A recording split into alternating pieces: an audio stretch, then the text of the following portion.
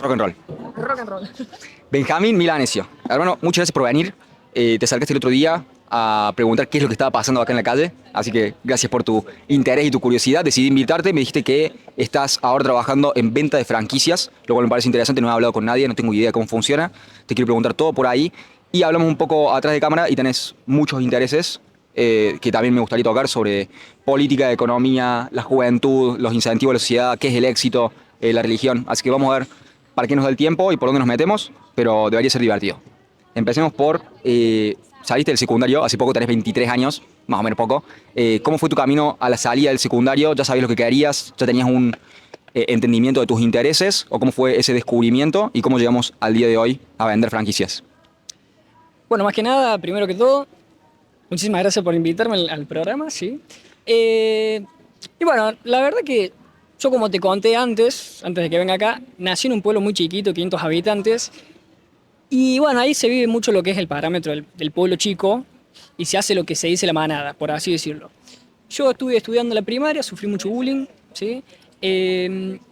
Pude resolver. ¿A raíz de qué, hermano? Si me permitís la pregunta, ¿estatura o...? Te digo porque yo también no crecí yo tampoco nunca más hasta acá si te interesa compartirlo, ¿a razón de qué era ese bullying? No, a razón de que era, digamos, un chico en ese momento era muy introvertido, solamente tenía un amigo. Era muy raro, digamos, me gustaba cosas que a las otras personas del pueblo no les gustaban, digamos, no me gustaba jugar el fútbol, era muy flaco, pesaba 15 kilos cuando tenía 10 años, entonces los chicos de mi edad me hacían mucho bullying, em, siempre me trataban de raro, de loquito, y bueno, mi infancia siempre fue tener ese amigo que me acompañó, digamos, que es mi mejor amigo, ¿sí? Que gracias a él, digamos, pude superar esa etapa de la primaria, que mucha gente a veces no sabe, o a veces mucha gente pasa por alto la etapa del bullying. eh, pero bueno, considero que a veces a mí me sirvió un poco, ¿sí? Lo que fue la etapa del bullying, porque me dio lo que es mi carácter de hoy en día, me dio esa fuerza de poder continuar, digamos, porque fue una etapa muy, muy fea, no tan placentera en lo que fue mi primaria. Bueno, después mi amigo se fue a vivir a Villa Mercedes en San Luis y prácticamente quedé solo en el secundario. Me hice amigo de mis compañeros de curso, entonces me tuve que adaptar, digamos, a los intereses de los demás, a los gustos de los otros. Y bueno, más que todo mi secundario estaba enfocado en el agroambiente y mucho interés en mi persona, mí mismo, no tenía como un despertar, no sabía qué quería hacer de grande, no entendía nada porque nunca me frené a pensarlo. Y cuando me tocó llegar a sexto año, ¿sí? Que en ese momento ya es como que los padres te meten esa presión de qué vas a hacer, vas a estudiar o vas a trabajar. No sabía muy bien qué quería hacer, pero algo me decía que quería estudiar arquitectura. ¿Por qué? No lo sé, capaz era porque me gustaba el arte, me gustaban los espacios. En pleno egreso me consumió un poquito la presión y como vi que todos mis compañeros de curso se iban a estudiar, que éramos 11 y el único que no iba a estudiar nada era yo, decidí incursionarme en lo que es la Facultad de Arquitectura en la Universidad de Mendoza, en Río Cuarto. Y ahí me di cuenta que no era para nada mi interés. No era mi interés estudiar arquitectura, no era mi interés la vida universitaria.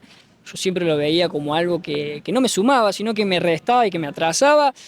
Y al mismo tiempo no se lo podía decir a mis viejos porque mi viejo y mi madre tuvieron una infancia de personas muy pobres.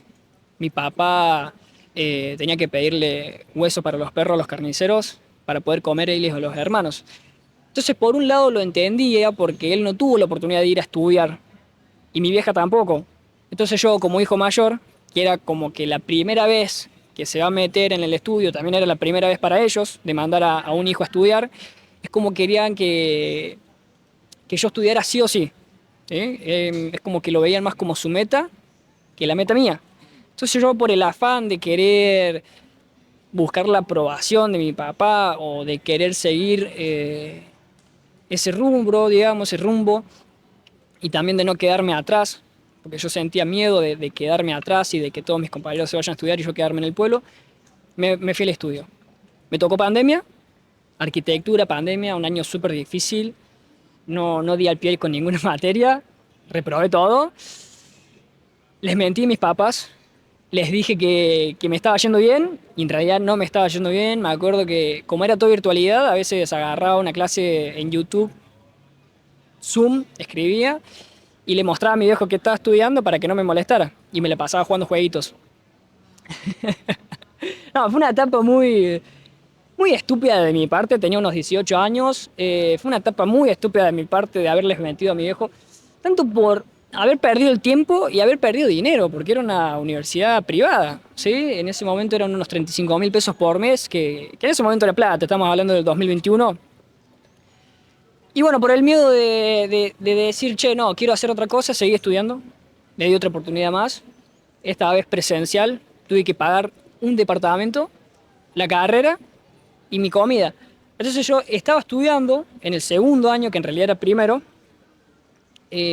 con la cabeza de darme vergüenza a mí mismo porque decía, che, tengo 21, no, perdón, tengo 19 y mi viejo me está pagando el departamento, me está pagando la comida, me está pagando los estudios y yo vengo y me saco, no puedo probar matemáticas, no puedo hacer bien una materia, una maqueta.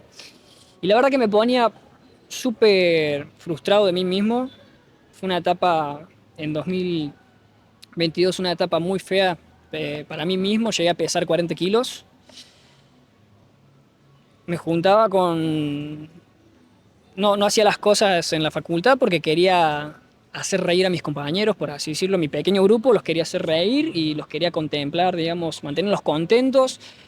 En mi casa sucumbí ante, o sea, mi departamento sucumbí ante muchos deseos, tanto videojuegos como estímulos dopamínicos, bueno, para adultos, para no entrar a la redundancia. Y fue una etapa muy horrible en mi vida, que la verdad que no me sentía muy cómodo conmigo mismo, tenía problemas de autoestima, pagaba el gimnasio, no iba, porque me sentía súper flaco y tampoco quería avanzar en nada, hasta que reprobé todo de nuevo, perdí otro año más, mi viejo puteándome, gritándome, ¿qué pasó con tus sueños? ¿Dónde quedó todo lo que vos querías? Y yo encerrado en el baño llorando, me miré al espejo y dije, esto no es lo que yo quiero.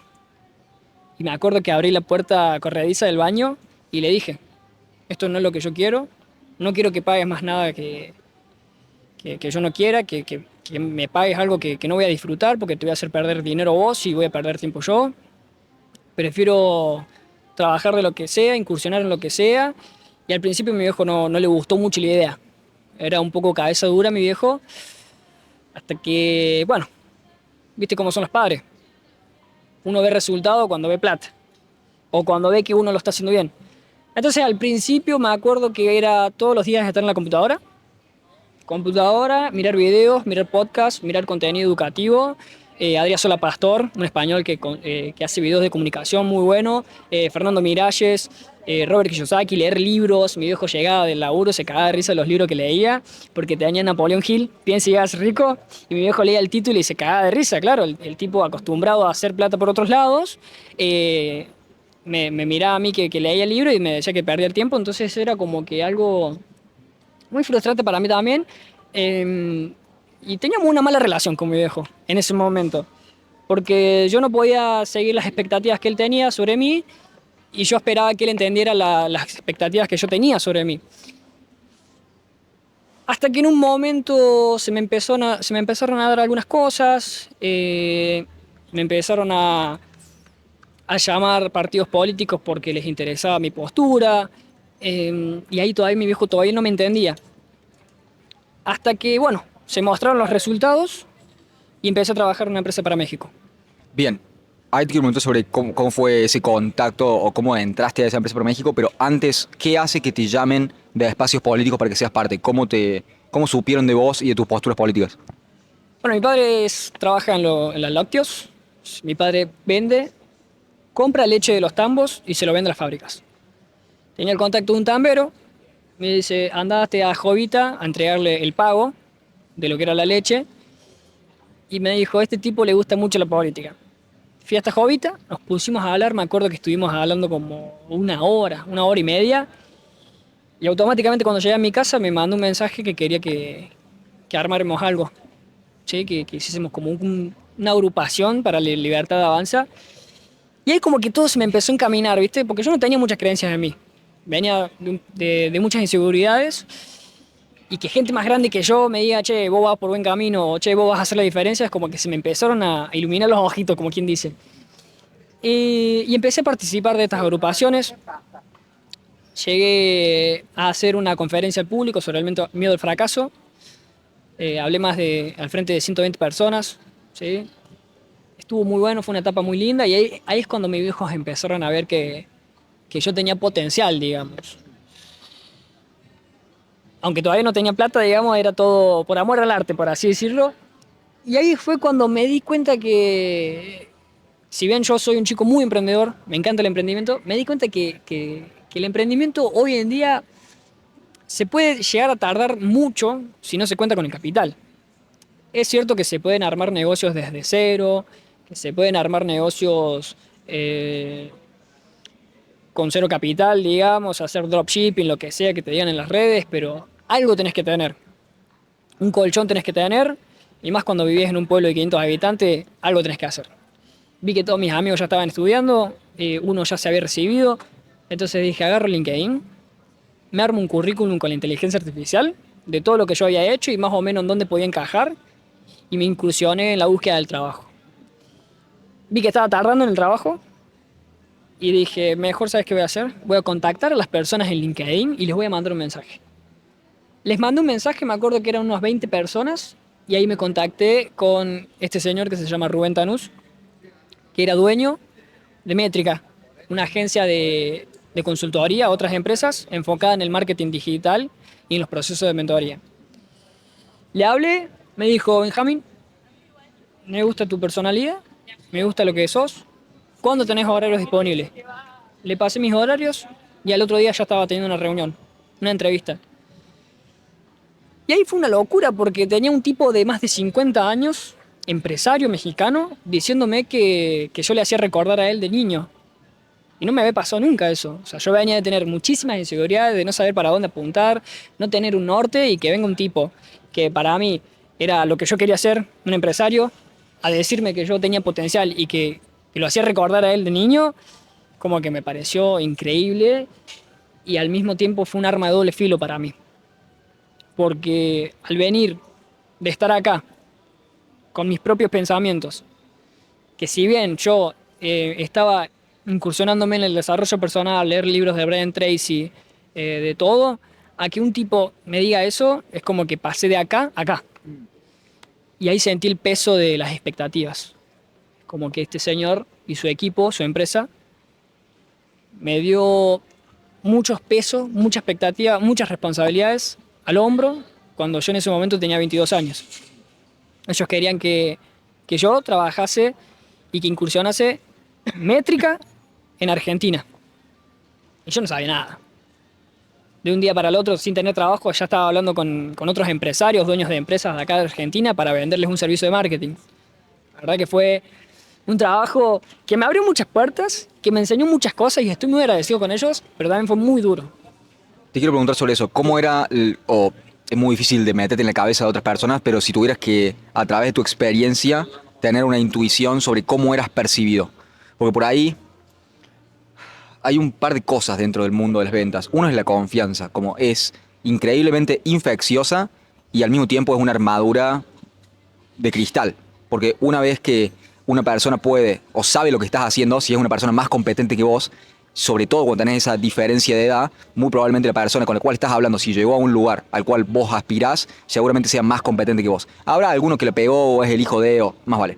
Pero si pueden ver a través de esos pequeños huecos que vos mostrás de inseguridades o de inexperiencia, ya se rompe toda esa confianza que tenés. Entonces, y también tenés la preconcepción de que si sos joven no podés saber tanto. Entonces, ¿cómo era tu experiencia cuando vos tenías que vender un producto y convencer a las otras personas de que no solamente el producto era bueno, sino que vos eras lo suficientemente competente como para entregar lo que estabas prometiendo? ¿Cómo era la percepción de las personas que hablaban con vos o cómo era tu percepción de cómo te percibían? Bueno, acá tenemos, diría yo que 3 puntos. El mío, el de Métrica y de los que yo llamaba. El de Métrica, que me veían como, no sé, alguien que iba a posicionar a la empresa en el mercado argentino. El mío, que no sabía para dónde tirar. Y el de los otros, que me veían como un muchacho muy, como decís vos, que no sabía nada, digamos, muy inexperto, ¿sí? Yo hablaba con gente grande, eran siempre directores comerciales, que es donde nosotros nos enfocábamos, y eran tipos adultos, con mucha trayectoria. Entonces ya en la llamada, que ellos eran más vivos, sacaban la ficha al toque, ¿sí? Me temblaba la voz, que si bien ni siquiera me veían en la cara ellos, yo llamaba y yo me temblaba la voz. Y se daban cuenta muy rápido y algunos me la querían hacer sufrir, me hacían pisar el palito, me hacían preguntas complicadas. Entonces era un trayecto complicado para mí y el mío también es que yo me veía capaz y al mismo tiempo no. Y me jugó mucho en contra el orgullo. Yo no quería pedir ayuda del equipo de métrica. Yo quería, digamos, si me comprometí a trabajar, dije, aprendo solo y consigo los resultados solo. Y en ese momento no pedía feedback, no pedía ayuda de mi directora comercial, no pedía ayuda de Rubén Tanús, que era mi jefe, con él me llevaba muy bien, que fue el que me dio el trabajo, no le pedí ayuda. Entonces estaba muy solo, porque teníamos 3 horas de diferencia. Ellos me llamaban desde México y yo estaba en Argentina. Yo me levantaba a las 9 y para ellos eran las 12 del mediodía. No, perdón. Yo me levantaba a las 9 y para ellos eran las 6 de la mañana. Entonces había un horario muy complicado en el que yo me pudiese poner en contacto con ellos.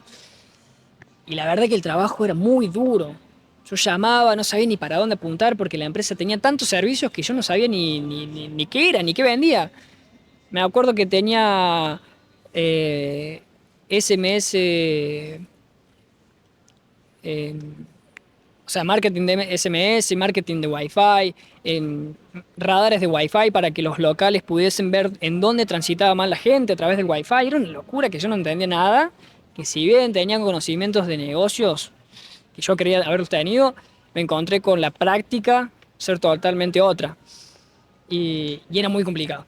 Muy complicado porque me sentía solo y al trabajar uno desde casa tiene sus pros y contras. Está más cómodo, todo lo que vos quieras, pero si no tenés nadie que te esté supervisando o si no tenés nadie que te esté mirando, la disciplina te falla. Te falla mucho porque yo en momentos llegaba a no llamar. Levantaba tarde, no llamaba, tenía los contactos ahí, las tareas asignadas y no lo hacía porque digo, ¿a quién voy a llamar si total no me van a ver? Si total los de métrica no me van a decir nada. Si total Citlali, Citlali, perdón, que el nombre era mi gerenta comercial, no va a venir a mi casa y me va a decir, che, ponete a llamar. Entonces ahí la autodisciplina me jugaba mucho en contra. Zarpada experiencia igual. O sea, como sos muy joven, el estar trabajando para otra empresa de otro país, aparte también, es como, no sé qué tanto aprovechaste esa oportunidad, pero la posibilidad de hablar con alguien que sea tan experimentado y que sea más grande que vos, te da la experiencia. Si podés foguearte, podés aprender una barbaridad. Pero bueno, contame cómo cierra esa historia y cómo llegás hoy a vender franquicias. ¿Cómo fue esa transición? Bueno, el transcurso con métrica termina al cabo de 4 meses de yo haber trabajado. Te voy a ser sincero, dentro de esos 4 meses no generé ninguna venta. Entonces era un perno tenerme ahí porque me pagaban el sistema operativo, que en venta se usa siempre lo que es el sistema operativo como para tener tu registro, que cada vendedor tenga tu registro y que el gerente tenga registro de las actividades que están haciendo su grupo de vendedores. Eso cuesta. Es caro porque se paga por usuario. Si vos tenés una empresa con 100 empleados, vos le pagás el registro a cada usuario. Entonces a mí me tenían de perno porque no generaba ningún resultado, no generaba reuniones, no generaba aproximaciones a las ventas, no generaba ningún acercamiento con otras empresas y encima me pagaban porque tenía un sueldo mínimo de $500, más comisiones. En ese transcurso yo generé una reunión con Marcelo Bernardini, el actual director comercial de Franquicias que Crecen, la empresa donde yo trabajo. Genero la reunión, que en ese momento era un diagnóstico digital gratuito. Nosotros en Métrica lo que hacíamos era copiar el URL de la empresa, analizarlo profundamente y ver en qué oportunidades de mejora podían estar aprovechando y desaprovechando. Con eso le dábamos una perspectiva de qué opinaban sus clientes, qué opinaban sus competidores y qué opinaban ellos mismos de su propia página web. y de su presencia en redes sociales. Entonces, en ese momento llamo a Marcelo Bernardini, lo contacto, estuvimos hablando unos 5 minutitos, 9 minutos, fue corta la llamada y le dije, hagamos una reunión, te muestro este diagnóstico y vemos en dónde podemos apuntar esas mejoras. Marcelo se une a la reunión y antes de que se una a la reunión, el equipo de métrica me dice, no tenemos a nadie que te pueda acompañar en la reunión. Yo en ese momento no estaba autorizado a generar reuniones, o sea, a liderar las reuniones. Me dice, yo no estoy disponible, mi gerenta me dijo, yo no estoy disponible, la dueña tampoco está disponible y Rubén tampoco está disponible. Porque Rubén, aparte de ser dueño de métrica, operaba otras 20 empresas que era el grupo de Tecno. No sé si puedo decir esto, pero, Sí, sí. pero bueno. No, sí, tengo buena relación todavía. Entonces me dice, tenés dos oportunidades. Dos salidas, perdón. ¿La das solo o la agendamos para otro día? Y yo dije, a pecho, la doy solo. Y eso es algo que a mí me gusta de mí mismo y es algo que siento que me caracteriza mucho. Y lo leí justamente de las 48 leyes del poder, abro paréntesis, ¿no? De Cristóbal Colón. La ley de la audacia. Que la audacia, uno siempre tiene que presentarse a lo que sea con mucha audacia. Con una perspectiva de uno mismo de saber lo que está haciendo porque sabe lo que vale. Y dije, me voy a presentar, por más que yo no haya dado ninguna reunión solo, por más que no conozca mucho el producto, lo voy a estudiar y me voy a presentar. Me presenté en la reunión, estaba yo solo, con el diagnóstico digital en la pantalla, Marcelo Bernardini, el director comercial de la empresa, también socio de la empresa, y dos personas más que estaban cerca del vínculo de la dirección de la empresa. Me sentí avasallado por las preguntas, pero bueno, las seguí, le di las recomendaciones, le di el diagnóstico, hablamos un rato, pegamos mucha química con Marcelo y su equipo y agendamos una segunda reunión. En el transcurso de que agendamos esa segunda reunión, me despiden de Métrica. Me despiden de Métrica y me quedo solo, digamos. Marcelo me dice, mira, quiero agendar la segunda reunión en la fecha de septiembre, noviembre. Escribime de vuelta en esa época porque en estos momentos estamos con otras actividades, me dijo. En el transcurso me corren. En el transcurso también pierdo una venta de $35.000 que me iba a generar a mí de comisión por año. Y bueno, le digo, Marcelo, ¿cómo estás? Ya teníamos un seguimiento previo con Marce, ya habíamos hablado bien. Digo, Marce, ¿cómo estás? Bueno, no sé si ustedes siguen en pie en agendar esta segunda reunión, no sé si siguen en pie con lo que es esta oportunidad de mejora para su página web. Yo te cuento, te soy 100% honesto, no, estoy desvinculado con lo que es métrica, pero aún conservo los contactos y puedo agilizarte esta segunda reunión. Y ahí Marcelo me dice, háblame la semana que viene, estoy en España, estoy en Madrid. Le digo, bueno, Marce, de 10, ¿estás de vacaciones o estás haciendo negocios? No, estoy haciendo negocios, me dice, porque ahí tenemos una oficina de franquicias que crecen, en Madrid tenemos otra oficina. Me dice, bueno, Marce, como para tener una idea, ¿de qué querés hablar la semana que viene? De trabajo. Lo llamo la semana que viene.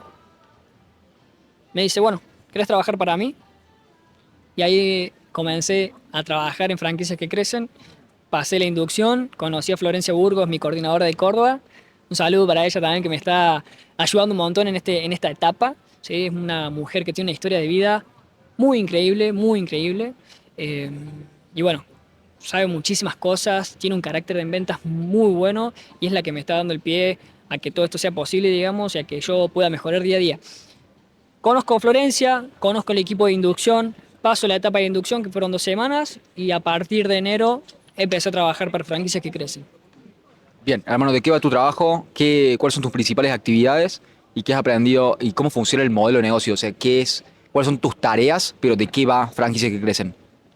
Excelente, franquicias que crecen es la consultora número 1 de Argentina. Te diría que de América Latina, pero tampoco quiero tirar por tirar, ¿sí? Pero es la consultora número 1 en lo que es franquicias. Lo que nosotros hacemos es dedicarnos a la expansión de negocios, expandir franquicias de otras empresas y venderles esas franquicias a las personas que están interesadas en adquirir su propio negocio. Yo todos los días recibo contactos ¿sí? Por ejemplo, Juan Carlos quiere invertir en Pizzería Popular, una franquicia de acá de Córdoba que vende pizzas, también lomitos y milanesas y pastas. Mis datos son que tengo el número, el correo electrónico y la franquicia por la cual está interesado. Mi trabajo es llamarlo a Juan Carlos, preguntarle si él está interesado, saber cómo conoció la empresa e ir guiándolo a través del llamado y a través de las reuniones a que él pueda adquirir su propio negocio y que ese negocio sea lo que él estaba buscando y que sea rentable para su zona y para sus intereses monetarios. ¿Cómo es cuál es la principal herramienta que usan? No sé si es información confidencial esto, pero ¿cuál es la principal herramienta que usan para generar leads, para generar potenciales clientes? Nosotros lo que usamos es marketing en todas las redes sociales, tanto en LinkedIn, en Instagram, en Facebook, usamos mucho Meta Ads, YouTube, tenemos un programa de televisión que sale todos los sábados a las 11 p.m. en el canal 9, tenemos un canal de YouTube, tenemos una página web con más de 100.000 seguidores, que ahí siempre estamos publicando este marketing que nosotros hacemos. También publicamos información de las franquicias que tenemos más de 100. Y ahí es donde se obtienen todos los leads. También hacemos Frankie Days, que son exposiciones de franquicias, que son lugares en donde la gente va y ve la franquicia tal cual como si fuese, o sea, ve el spot de la franquicia. Y ahí llegan un montón de personas que han sido clientes viejos, personas que están en seguimiento, clientes nuevos, personas que no conocen nada. Y ahí se consiguen muchísimos clientes también. Y de ahí obtenemos todos nuestros leads, que básicamente son a partir de Meta Ads y exposiciones de franquicia. Y uno en particular también puede conseguir sus propios clientes. ¿Vos estás principalmente en ventas o en marketing? Yo estoy en ventas. Ok. ¿Has estado alguna vez en marketing? En franquicias que crecen, no. Ok. Me interesa preguntarte qué es lo que más te interesa. Quizás caíste en este trabajo y te interesa más el marketing o no, pero ¿qué es lo que más te interesa? ¿Cuál es tu área principal de interés? O quizás son las dos, de marketing y ventas. No, mi interés es más las ventas. Okay. A ver, a mí me gusta no decirle ventas, sino decirle asesoramiento. Porque en teoría nosotros asesoramos a las personas. Si bien yo genero dinero por comisión, a mí me gusta verlo como que genero un interés, un dinero por mi asesoramiento. Porque constantemente estamos teniendo capacitaciones dentro de la empresa, tenemos capacitaciones sobre las marcas, tenemos información pulida de lo que son cada una de las marcas que prospectamos. Y eso a mí me gusta verlo por ese lado. No es venta, sino que es un asesoramiento al prospecto de guiarlo o no a su negocio ideal. Me parece bellísimo en términos en teoría, en el sentido de, entiendo el punto de tratar de encontrar si esta persona es compatible con lo que vos tenés para vender. Me parece que es sabio en ese sentido, que se me vino a la cabeza el logo de Wall Street que le dice, vendeme esta lapicera. También te quería preguntar por los tipos de vendedores, porque hay un chabón que le da la lapicera y el chabón agarra y le dice, bueno, escríbeme tu número así, o pasame tu número así, hablamos más tarde. El chabón le dice, no tengo lapicera, listo, acá tenés, te creé la demanda, ahora tenés que comprarte la lapicera. Y ahí está como también ese estereotipo de vendedor agresivo, que bueno, estuvimos hablando afuera de cámara, de Grant Cardone, que es un chabón que ahora es billonario, vende bienes raíces en Estados Unidos y tiene mucho esa personalidad que es esto de la confianza, de el avasallarte y saturarte de entusiasmo para que seas parte y venderte, y es el closer, ¿viste? El cerrador de las ventas. Ahora, creo que tiene mucho sentido esto de ver si es útil o no. Creo que lo que decía Jordan Belfort, que es el lobo de Wall Street en la vida real, es el ejercicio de vendeme esta lapicera, es para si tenés la intuición de un buen vendedor de preguntar si esa persona está buscando una lapicera. Porque si no está buscando una lapicera, estás perdiendo tiempo. Entonces, el saber hacer preguntas y el saber si esta persona es compatible o no con el producto que estás vendiendo, te va a ahorrar tiempo y va a hacer que sea más propenso, que uses más tiempo en las personas que son más propensas a comprar. Me enredé un poquito, pero tiene sentido por ahí. Entonces, en ese sentido es lo que te quería decir. Como tiene sentido lo que estás diciendo de llevarlos y guiarlos siempre y cuando sean compatibles con lo que estás vendiendo, al mismo tiempo te pagan por vender. Entonces, ¿cómo se complementan esos dos enfoques y cuál es tu estilo de venta, si hay un tipo de estilo de venta, o cuál es el tipo de vendedor que no querés ser en contraposición. Tal cual, y eso es muy importante saberlo, muy importante aclararlo, que vos obviamente tenés que encontrar si el cliente tiene la necesidad o no. No te diría de crearla porque crear la necesidad es un mito. Para mí es un mito porque ya las personas siempre tienen esa necesidad. Si cayeron a tu consulta es porque tienen la necesidad de querer un negocio. Sea la razón que sea porque quieren diversificar sus ingresos, sea porque tienen sus ahorros y quieren emprender en algo, sea porque le quieren regalar una franquicia a sus hijos, que ha tocado mucho, sea porque lo están echando al laburo y quieren tener algo propio. Pero es tal cual lo que vos decís, si bien uno asesora, tiene que tener su parte de ventas y tiene que tener su carácter de vendedor porque si no hay clientes que te pasan por encima y te hacen perder el tiempo. ¿Cómo logramos que no perder el tiempo? Con el primer llamado. El primer llamado siempre dura aproximadamente 5 minutos, 9 si se nos extiende. ¿Qué hacemos con el primer llamado? Le damos una imagen previa del negocio, un resumen de lo que es la franquicia, cuánto gana la franquicia, qué incluye la inversión, que cada franquicia te capacita permanentemente, te entrega el marketing permanentemente, es decir, que te acompaña en la búsqueda de los clientes para que vos no tengas que estar batallando en esa búsqueda activa de los clientes. Hay franquicias que tienen un mejor marketing que otra, hay otras que tienen mejor presencia que otras, y también te entregan el producto.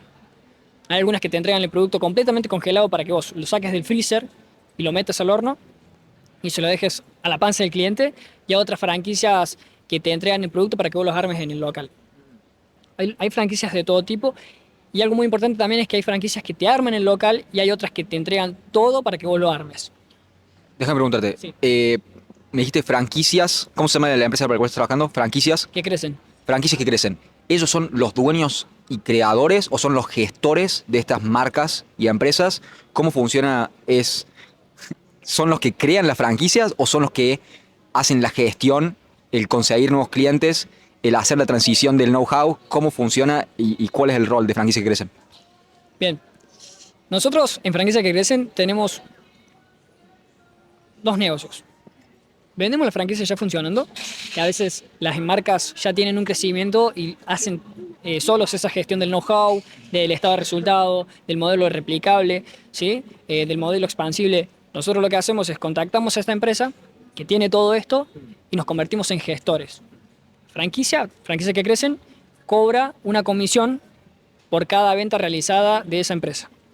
Después tenemos otro modelo de negocio que a veces agarramos empresas jóvenes que tienen muchísimo potencial y los ayudamos a crearse ese modelo de franquicias, a que se puedan expandir, a que sepan cómo implementar ese know-how, a que sepan cómo vender su marca a otras personas. Y siempre cobramos comisiones por lo que hacemos. Nuestra empresa siempre trabaja en comisiones, ninguno tiene sueldo fijo. Uf, qué zarpado, sí.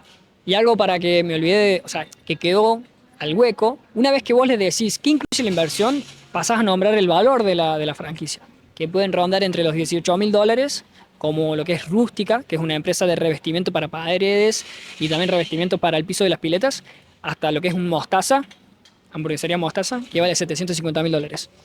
Vos le nombrás esas cifras, dependiendo de la franquicia que él solicitó, y le preguntás, Juan Carlos, ¿esta es la cantidad que vos tenés destinado a invertir? Sí, no, sí, lo estoy pensando, sí, depende de la respuesta, vos lo calificás para reunión. Y en la reunión, ahí ya se ven los números de la franquicia, cuánto gasta la franquicia, cuánto genera por mes, qué le queda al franquiciado después de los gastos, qué tiene que tener en cuenta para poder invertir en la franquicia, ¿sí? Ahí se ven los números reales también y se ven las oportunidades reales del negocio. Hermano, te quiero pegar un volantazo, no tan fuerte porque vamos a ir hablando de por acá, pero te quiero preguntar sobre las ventas. Y tengo una intuición y quiero ponerla a tu disposición para que tires el castillo de cartas que son mis preconcepciones, si están erradas. Tengo esta idea, ¿querés agua? No. Bien ahí. Sobre qué hace a un buen vendedor. Creo que por ahí tenemos esta concepción, como te digo, esta caricatura de un vendedor de que te quiere vender y te cierra y te gana con el entusiasmo, pero al mismo tiempo tiene esa agresividad de como que te obliga a vender y como de alguna manera eso es contrario a cualquier cosa que pueda ser efectiva, a mi entender y en mi experiencia. En mi observación te diría, porque no he vendido en ningún lugar donde hubiera métricas. He estado en el mostrador de una fábrica de pastas o de un mayorista de limpieza o vendido huevitos de Pascua puerta por puerta. Pero no he tenido esas métricas de qué hace un buen vendedor o un curso sobre cómo hacerte un vendedor. Ahora, mi intuición por haber escuchado a personas como Gran Cardón, a personas como Alex Hormozzi o Gary Vee, otro, o si no, se me está yendo alguno. Chris Voss, que es el que estábamos hablando, que si bien hoy por hoy está destinado más a todo lo que es el mundo de los negocios, es una persona que él era rescatista, no es la palabra, era negociador Negociador de de, rehenes, de rehenes, de ahí toma de está, rehenes. negociador de rehenes para el FBI.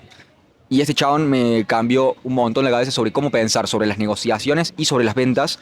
Y lo que él propone es, de alguna u otra manera, el estar pendiente y sobre todo escuchar más a la otra persona. Y también es algo que te enseñan, según lo que escuché de una persona que estuvo en la CIA, es lo que te enseñan en la CIA sobre la persona que está hablando generalmente no es la que tiene el poder, sino la persona que está escuchando. Porque vos estás recolectando información sobre quién es la otra persona, cuáles son sus deseos, sus formas, sus puntos ciegos, en pos de, ¿qué dirías?, medir y diseñar el mensaje que le vas a devolver. También el canal de mensaje, si va a ser un mail, si va a ser algo presencial, si te van a ver la cara o no, y cómo funcionan todas esas dinámicas sociales en pos de acrecentar tus chances de concretar la venta en caso de los negocios. Pero creo que es mucho más una escucha activa que algo proactivo de empujarte a que compres. Y al mismo tiempo, en caso de que te funcione, ponele, te funciona el empujar a la persona que te compre, dándole menos información, escondiéndole algunas cosas y apurándolo a que tome la decisión en pos de que te compre. Si esa persona a la larga no termina teniendo los resultados que creía que iba a tener, va a generar un resentimiento con vos y eso va a tener un costo en tu reputación. Porque algo crucial en el mundo de las ventas y en el mundo de la sociedad organizada y sobre todo hoy en el mundo de las redes sociales que tenemos un nosotros digital que tiene una reputación en sí misma, es muy importante la reputación para que te inviten a jugar y otras personas quieran asociarse con vos a largo plazo. Si tenés muchas malas experiencias en tu pasado, eso te juega en contra. ¿Pensás que en ese sentido la mejor estrategia para ser un buen vendedor y para potenciarte a lo largo del tiempo es precisamente escuchar las necesidades de la otra persona y buscar que los negocios sean no solamente fructíferos, sino que las personas quieran realmente estar asociadas con vos y que estén entusiasmados de estar asociados con vos, de tanta información y de tanta certeza que tienen previo a entrar? Presumo que también hay un límite de no avasallarlos de información innecesaria. Hay un balance sobre ser totalmente transparente sin dar información irrelevante que va a saturar a la persona para tomar la decisión, sin confundirlos. ¿Cuál ha sido tu experiencia y tu observación y tu intuición sobre esto, siendo que tenés tu experiencia y al mismo tiempo te estás educando y estás creciendo como un profesional? ¿Cuáles son tus observaciones, tus experiencias y tus intuiciones sobre qué hace a un buen vendedor? Tal cual. Primero compartir todo lo que vos dijiste. Muy, muy clave. Que las ventas son iguales en todos lados. Te lo puede estar diciendo Gran Cardón, que lo hace en Estados Unidos, que va a decir, bueno, allá venden en Estados Unidos. Pero acá también, acá tenemos, te diría que no el mismo modelo de ventas, pero algo agarramos. ¿Sí? Y particularmente lo que son las ventas de franquicias, más que todo en las ventas high ticket, que son ventas de alto valor, uno tiene que potenciar mucho esa escucha activa y tiene que ser empático en lo que la otra persona le dice, ¿sí? Y tiene que potenciar esa escucha activa siendo consciente de lo que está escuchando y de lo que está preguntando. Porque, por ejemplo, yo te puedo preguntar, ¿vos tenés pensado invertir en Pizzería Popular en Jovita? Y vos me decís, no, no, la verdad que no, tengo pensado invertir en Río Cuarto. Ah, bueno, no, porque en Jovita es una buena oportunidad o te salto con cualquier cosa. Y eso ya no es una escucha activa. Y la verdad que en lo que son las ventas de franquicias, uno tiene que escuchar más de lo que habla. Quizá en el primer llamado no, porque en el primer llamado uno tiene la autoridad, uno es el que lleva la charla, le da la información. Pero ya en las reuniones uno tiene que escuchar más de lo que habla. Siempre tiene que haber esos huecos, saber si lo que le estás dando, si los números que le estás brindando puede llevarse a cabo en su localidad, saber cuáles son sus intereses, saber si quiere ser un negocio familiar. Siempre hay que trabajar en la escucha activa y hay que enfocarse mucho en la ley del Pareto, del 80-20. Hay que escuchar un 80% y hablar un 20%. Y volviendo al tema de ser empático, hay que ser empático, no hay que avasallar, porque uno está vendiendo negocios, uno está vendiendo cartucheras. Si el cliente se arrepiente, toda esa frustración, todos esos enojos, todo ese mala experiencia del cliente va a recaer en uno mismo. No va a recaer en la empresa que compró. Va a recaer en el asesoramiento que yo le di. Lo va a esparcir por los terceros que él tenga y que va a quedar mal, voy a hacer yo. Pero también hay que tener su punto de empuje. Porque hay algunos clientes que no tienen esa necesidad de compra, o tienen muchísimo miedo, o no quieren avanzar, o quieren dejarlo para después. Entonces ahí también hay que meter púa. Pero hay que meter púa siendo uno consciente y reconociendo el valor de lo que uno está vendiendo. Porque yo siempre dije, vos no podés vender algo que crees que no va a funcionar. Y lo dice Grant Cardone, lo dice Brian Tracy, lo dice franquicias que crecen. Vos tenés que venderle algo a tu cliente que vos comprarías, que vos crees que va a funcionar. No podés vender sándwiches de milanesa en Tucumán, porque Tucumán tiene un paladar muy delicado en lo que es sándwiches de milanesas. Me refiero a sándwiches de milanesa traído, no sé, de Neuquén. Un ejemplo, pavo. Vos tenés que vender algo que crees que funciona, algo que vos comprarías. Por eso siempre en la oficina siempre nos hacemos las preguntas, che, vos si tuvieses plata, ¿qué franquicias comprarías? Y ahí vamos viendo, vamos debatiendo, che, esta sí, che, esta no, che, esta está buena, esta la compraría. Y siempre en énfasis de brindarle la mejor oportunidad al cliente, pero también empujándolo a que haga la compra.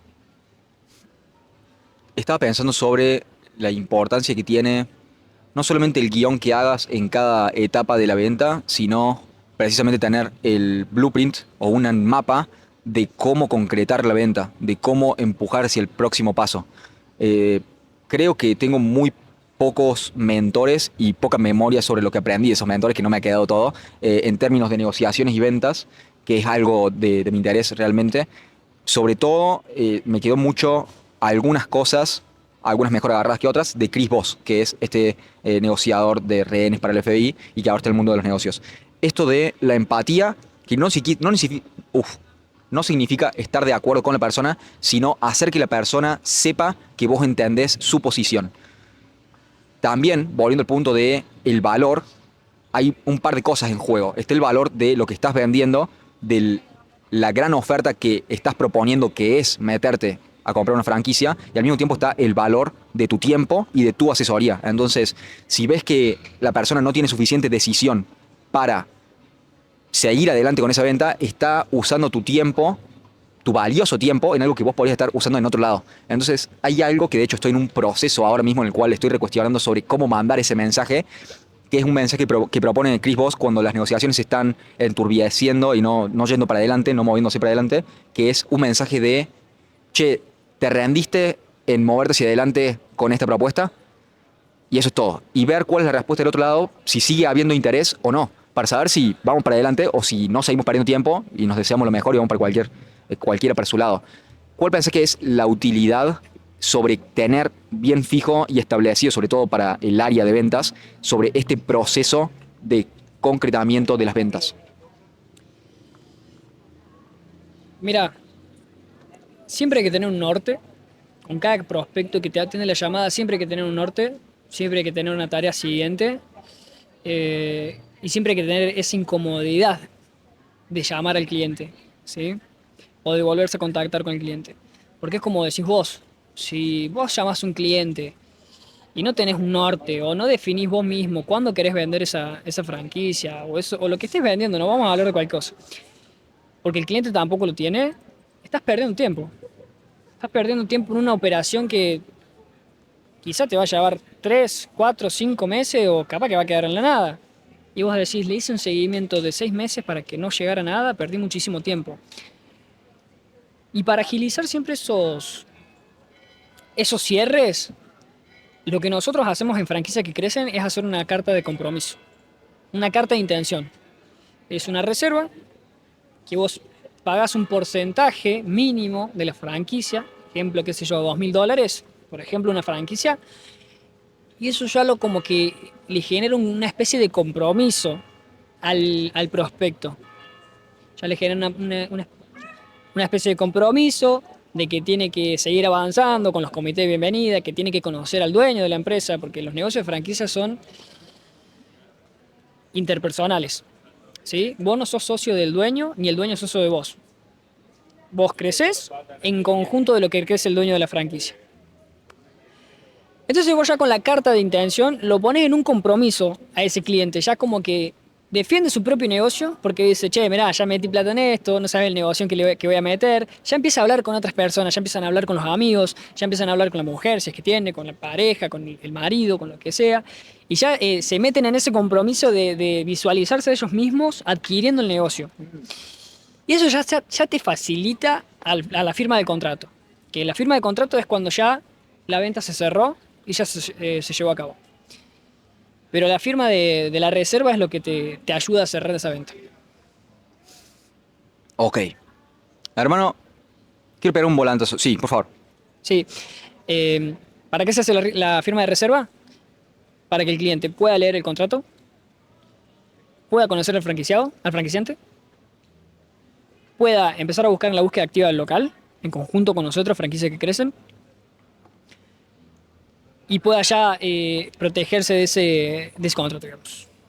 Por eso la firma de reserva es muy importante para el negocio. Ok, hermano. Te quiero pegar un volantazo para pasar a otro tema que dijimos que podía ser un buen tema para hablar. Te quiero preguntar sobre el éxito. Tanto que por ahí el mundo de las ventas está naturalmente embebido de la noción de éxito que es principalmente monetario. Como el éxito significa concretar más ventas y sobre todo también tenés un factor de estatus con las personas que trabajas al lado, pero también con cualquier persona en la sociedad, sobre todo si está metido en ventas. Es como, ¿qué tanta plata estás ganando vos por comisión? Al menos esta es mi percepción o mi caricatura mental de cómo funciona el mundo de las ventas, en el cual nunca me he metido. Preguntarte si es tu percepción que hay mucha competencia y que quizás naturalmente las personas que gravitan al mundo de las ventas tienden a ser competitivas. Y preguntarte cuál es tu noción de éxito. Te estoy haciendo dos preguntas, por ahí nos vamos conociendo, soy bastante desordenado en cómo ando las preguntas. Preguntarte eso, si pensás que el mundo de las ventas está rodeado de personas que gravitan porque son competitivas y porque quieren ganar y llegar a la cúspide, barra, ¿cuál es tu noción de éxito, sea en las ventas o en la vida en general? Si está acompañado del éxito monetario, si es principalmente del éxito monetario, ¿cuáles son tus perspectivas sobre qué es lo que la sociedad hoy nos vende como éxito? Y hablar un poco de eso. Te embarre, agarra por cualquier lado, hermano. No, no, la verdad que sí, entendí las preguntas muy buenas. A ver, siento que el éxito es una pregunta complicada, porque siento que el éxito no es lo mismo para cualquier persona. Bueno, acá estamos viendo pasar un montón de personas y si le preguntamos a cualquiera de una de ellas, te va a decir que su éxito depende de lo que vive, lo que quiere alcanzar.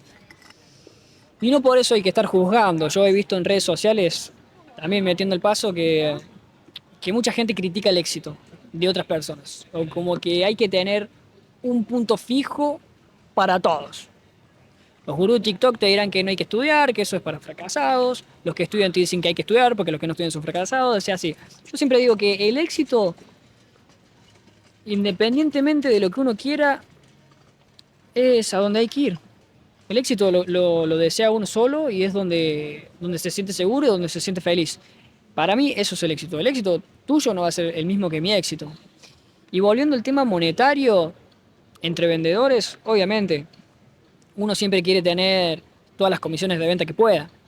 Uno quiere siempre querer vender más, querer sentirse ese orgullo, digamos, esa dopamina de vendedor, digamos, que a veces es como ganar un partido de fútbol. Vos cerrás una venta y te agarra un orgullo dentro de como que te estás prendiendo fuego. Y eso creo que se ve mucho y a veces también se nota en las empresas, en la competencia. Te diría que sana, es una competencia sana entre vendedores, porque a veces estás chusmeando al otro, che, ¿cuánto hizo este vendedor? No, mira, este cerró 3 contratos en un día. Y vos ya querés estar con él, digamos, estar palo a palo. Y, y mi éxito, respondiendo también a tu pregunta, siempre me hizo la misma pregunta, pero yo considero que mi éxito, más allá de lo monetario, de estar financieramente libre, siento que mi éxito es estar en los libros de historia. A mí me gustaría dejar una huella en la humanidad. Me gustaría ser, te diría que un Alejandro Magno del siglo XXI. Ok, ambicioso es poco para decir quiero ser un Alejandro Magno del siglo XXI.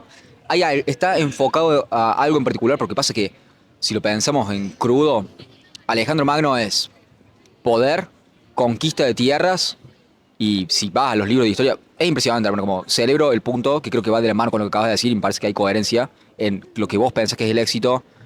¿Qué dirías? En lo que pensás que es el éxito en sí mismo y en tu persecución de alcanzar ese éxito. Que al mismo tiempo es como un horizonte. Como hacia donde estés yendo, ese es tu éxito. Donde querés ir, donde querés llegar. Me sale preguntarte si pensás que es alcanzable, por un lado, y preguntarte si a esto que te referís con, presumo, que te sentís motivado por una sensación o una noción de legado, de lo que van a saber de qué fuiste vos mientras estabas vivo. Entonces, como tu reputación post-mortem. ¿Te interesa enfocarla en un área en particular? ¿Es la política? Generalmente termina siendo uno de los juegos más grandes o a los cuales las personas más ambiciosas gravitan. Sobre un presidente suele ser recordado en el libro de historia, también un gran artista. eh, pero bueno, ¿a dónde te gustaría enfocar esa noción de éxito para ser recordado en los libros de historia? Barra, me paré en la primera pregunta que te hice, sobre X. Sobre a dónde querés enfocar tu éxito y sobre si pensás que el éxito es algo alcanzable o es algo que siempre está en el horizonte. Bueno, primero respondiendo la pregunta del éxito, para mí el éxito es 100% alcanzable, dependiendo de la determinación que uno tenga. Uno tiene que tener su norte, que es su éxito. Yo recomiendo que lo escriban y tiene que levantarse todos los días buscando ese éxito. Porque el éxito no llega solo, el éxito no te lo regala nadie, no te lo regala el universo, no te lo regala el horóscopo. El éxito lo alcanza uno mismo a través de su esfuerzo, su disciplina, sus habilidades que vaya construyendo, porque no todos nacemos con talento. Hay algunos que tienen un talento avasallador, hay otros que no, pero lo ideal siempre es ir construyendo habilidades que nos acerquen a ese éxito, ya sea la comunicación, ya sea la política, ya sea, no sé, el gimnasio, por si te gusta la UFC y querés ganar el cinturón. Tenés que entrenar, digamos, tenés que estar siempre en todo lo que te genere y te acerque a ese objetivo final, que sea tu éxito. Y respondiendo mi pregunta, a mí me gustaría ser recordado como alguien que diría que ayudó a otros a alcanzar su éxito. Me gustaría ser recordado como alguien que no tuvo frenos, que siempre alcanzó lo que quiso. No te diría un gran presidente, pero sí me gustaría ser recordado como un gran comunicador.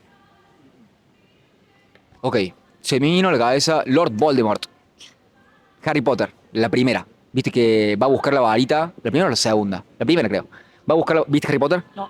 Ah, mal ahí. Bueno, te cuento la referencia, no va a servir para nada. Tenés una deuda para enmendar con la sociedad y ver Harry Potter. Pero bueno, va a buscar la varita y le dice, como que consigue su varita y le dice que había una pluma de Fénix en su varita y que ese Fénix tenía dos plumas en la cola y la otra era de Lord Voldemort. Y le dice, esa persona hizo cosas grandiosas, terribles, pero grandiosas. Entonces está la noción del científico loco, en términos arquetípicos, como un patrón de comportamiento del intelecto y el talento y la capacidad de acción echada a perder, no sería la forma de ponerlo, pero desviada hacia hacer el mal. Entonces, por ejemplo, Hitler va a ser recordado por los libros de historia como alguien ambicioso, como alguien muy capaz y con alguien que, depende de cómo midas el éxito, logró alcanzar lo que quería hacer, al menos a medias o en camino a hacerlo. La historia termina con él suicidándose, al menos la historia oficial, suicidándose con una Europa en llamas y una guerra mundial encima, con un montón de gente muerta. Entonces, preguntarte sobre la ambición y cuál es el límite en el sentido de si pensás que la ambición tiene que estar necesariamente encuadrada en un espíritu en un código moral, pero en un espíritu de hacer el bien. Esto que me decís vos, que también creo que lo estás balanceando por ese lado, de que querés ser exitoso y querés ser recordado como alguien que ayudó a otras personas a acercarse a conseguir su éxito. Entonces, en ese sentido creo que ya está encuadrado, pero preguntarte si pensás que es necesario tener un sistema moral que limite tu éxito. Porque si no, ¿por qué no pisar al rival o meterle la traba, o robar, mentir, eh, y dañar a las personas en pos de alcanzar los objetivos? Preguntarte eso. También, si me permitís la pequeña mención breve, nombraste a Robert Greene, me dijiste que leíste 48 leyes del poder. Es uno de los libros que me influyó, y como cualquier libro que me influyó, lo dejé a la mitad. No lo terminé. Pero sé que Robert Greene es nombrado frecuentemente como el Maquiavelo moderno, siendo que él está muy inspirado en los escritos de Maquiavelo y en la idea de alcanzar el poder. De hecho, su libro con más ventas, creo, es 48 leyes del poder. Hay un excerto no es una palabra, ¿qué dirías? Un aforismo, una pequeña frase de Maquiavelo que dice: es mejor cometer crímenes o pecados de ambición que de pereza. Entonces, en ese sentido, incluso si te fundís por haber arriesgado de más, Maquiavelo dice: eso es mejor que quedarte en tu casa jugando videojuegos, fumando marihuana, y perdiendo el tiempo con eso. Preguntarte si es tu intuición y al mismo tiempo cuál es ese límite que encuadra moralmente tu persecución del éxito y tu ambición. Tal cual. Primero, indudablemente, aunque uno no quiera, y aunque a veces duela, terminamos pisando a alguien en ese camino. Disculpa. ¿Pensás que es necesario, que necesariamente para que alguien sea desproporcionalmente exitoso, las personas que salen en los diarios, lo que sea, las personas famosas y ricas, pensás que absolutamente todos ellos tuvieron que necesariamente cagarse en alguien para llegar a ese lugar? No sé si cagarse en alguien, entiendo que sí, porque como te digo, es indudablemente imposible no hacerlo.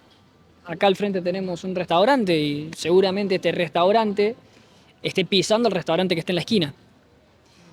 Y eso a veces yo lo veo como que es algo que no se puede controlar y no se puede decir que no.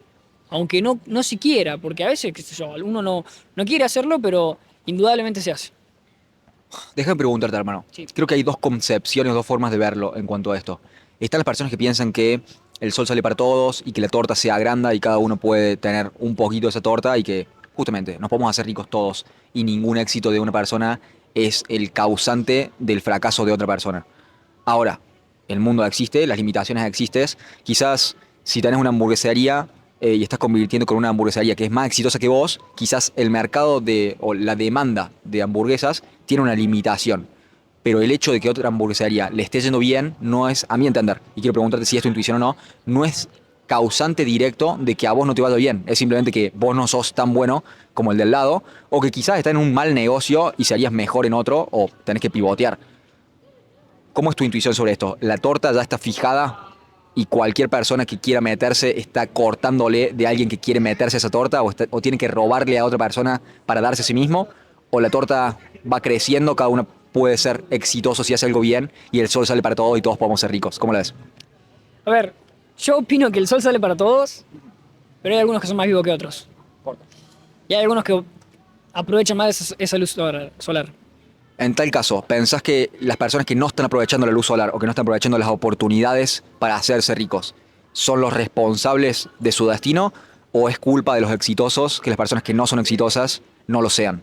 Porque creo que de ahí va el comunismo, como la persona que es exitosa nos está robando la posibilidad de ser exitosos nosotros. Después le cortas la cabeza a la gallina de los huevos de oro, te das cuenta de que la riqueza no se produce así sola, sino como que hay personas que saben cómo alocar recursos, y si matas a esas personas en la sociedad, caes en anarquía, pobreza o una dictadura terrible que mata más personas de las que saca de la pobreza. ¿Cómo lo ves? Obviamente que sí, obviamente. A ver, el sol sale para todos lados, uno puede ser más exitoso que el otro, pero el éxito depende de uno mismo. Para mí no existe el destino, para mí no existe el universo que te diga, te voy a poner esto acá, pum. Para mí es todo aprovechamiento, ¿sí? Para mí tenemos momentos que hay que saber aprovecharlos y hay que pensar siempre en ese momento y en uno mismo. Te diré que no sé si en uno mismo queda muy egoísta decirlo.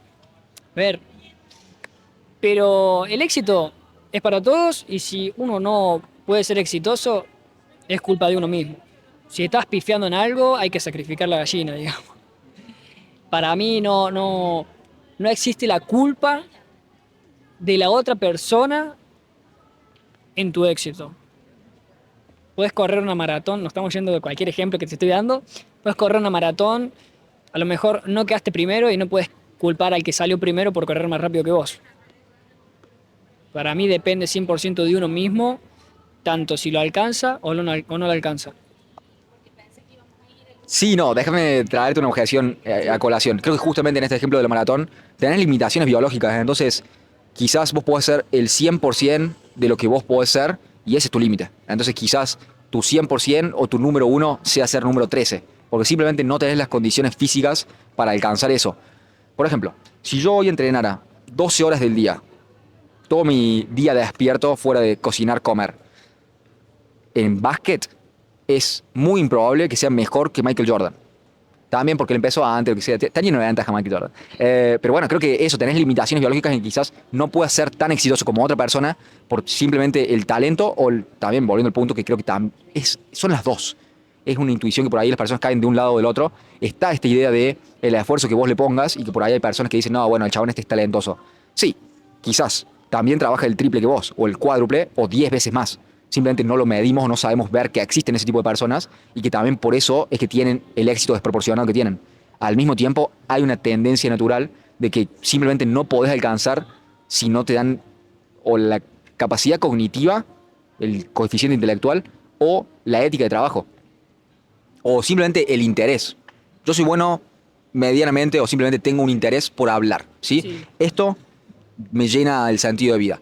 Ahora, si yo quisiera ser el mejor arquitecto, tendría que poner un montón de fuerza porque no lo tengo innatamente. Y esa fuerza raramente te lleva a ser mejor que el que lo hace por naturaleza. Simplemente estás tratando de jugar un juego que no es el tuyo. Eh, y cognitivamente hay personas que simplemente no todos pueden ser un basquetbolista, eso lo entendemos claramente. No todas las personas que juegan al fútbol, si bien lo disfrutan, van a ser Messi. No todas las personas que quieran ser científicos de la NASA van a poder llegar porque simplemente hay limitaciones cognitivas que para cada persona el techo es distinto. ¿Pensás que en ese sentido hay una limitación, si bien hay un balance que hacer sobre la ética de trabajo? ¿Cómo lo ves? En el éxito o en esto más esto igual éxito. ¿Cómo lo ves?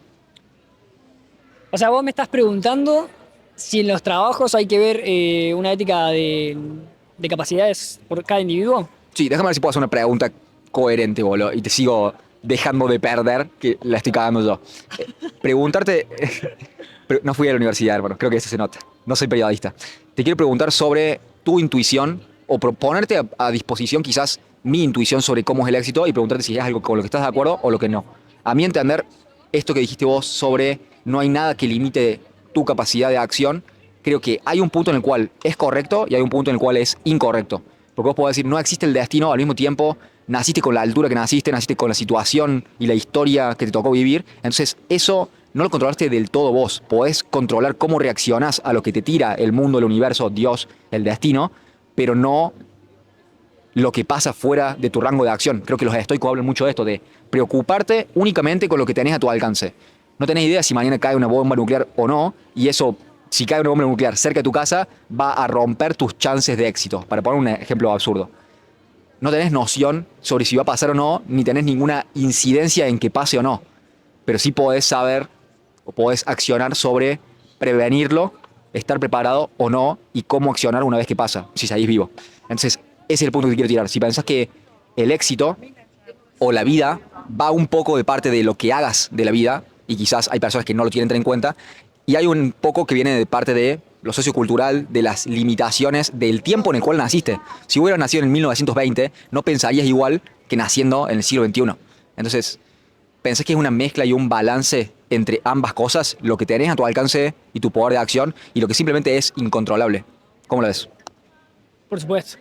Por supuesto que sí. A ver, nosotros nacemos y no elegimos nacer directamente. Nosotros nacemos y ¡pum! Nacimos en un país, en una provincia, en un pueblo. Te diría que es prácticamente al azar donde nacemos. No elegimos dónde vamos a estudiar porque prácticamente no nos dicen. No elegimos qué religión ser. Normalmente los nenes ya están bautizados. No elegimos qué idioma hablar. No elegimos qué valores tener. Porque nos educan desde temprana edad. Pero yo creo que uno es dueño de a dónde quiere ir. Y te lo digo yo, que nací en un pueblo de 500 habitantes, que es prácticamente zona rural, sin posibilidad de nada, digamos, porque la única salida laboral era trabajar en la municipalidad, y ahora estoy vendiendo franquicias. Algo que, no te digo que sea wow, re piola lo que hace este chabón, pero te digo que es algo que me encaminó, o sea, que siento que me encamina a donde yo quiero ir, que es tener mi negocio, hablar de negocios, hablar de inversiones. Yo siempre digo que en donde vos nacés y las oportunidades que tenés, no te diría las oportunidades, sino de las herramientas que tenés que sacarle el jugo que más puedas para poder generar tus propias oportunidades.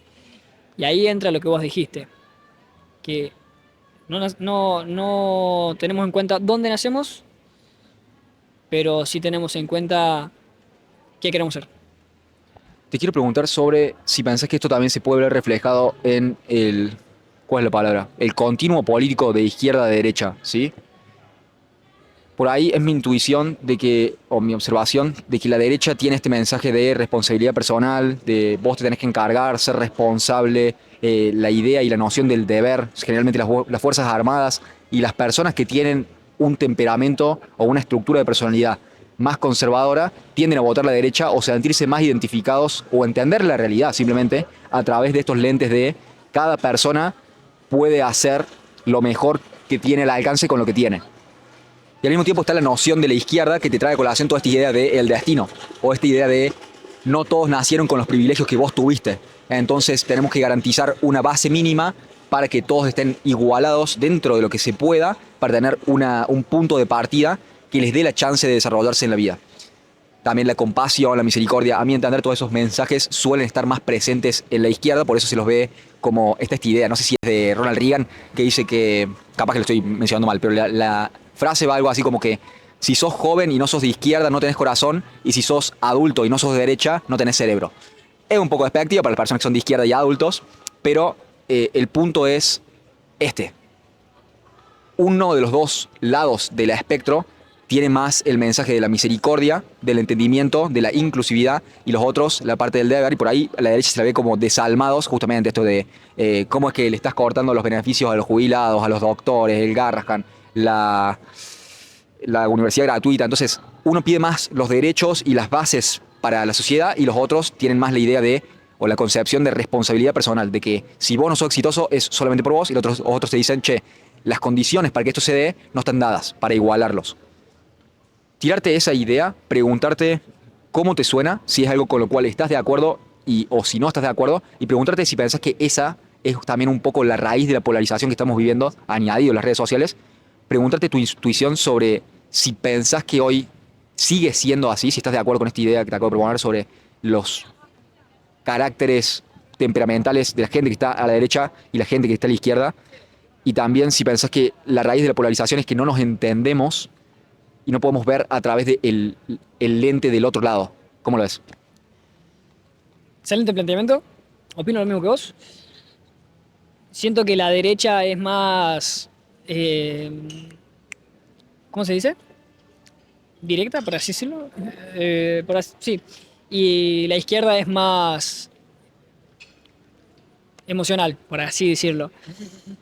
¿Cuál es mi opinión con todo esto? Que para mí siempre hay que mantener el equilibrio. Un país 100% de derecha quizá va a tener sus complicaciones, ¿sí? Y un país 100% de izquierda va a tener sus complicaciones. Lo hemos visto. Yo siento que en cada práctica hay que tener algo del otro. Pongamos ejemplos.